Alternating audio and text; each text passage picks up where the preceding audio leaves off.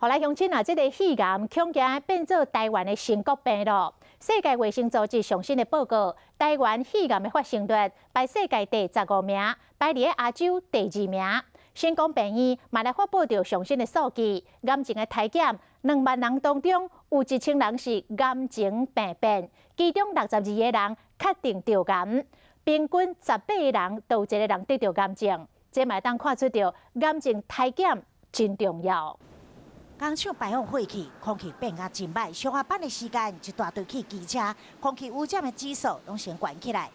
别胖快炒高温所做出来产生的油烟 ，PM2.5浓度拢真悬，这看起来日常生活一部分，拢有可能是肺癌的成因。这肺腺癌而且都不抽烟呢，最主要可能就是一些厨房的油烟，我们拜的，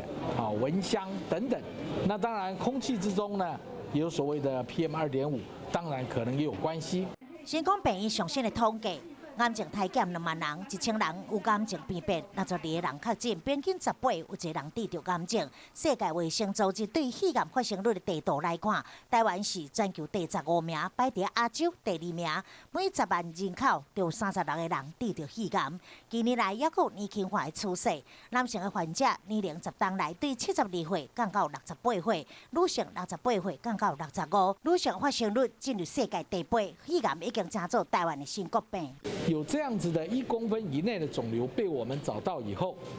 提早的把它拿掉，那么这个呢，治愈率呢几乎是要到100%。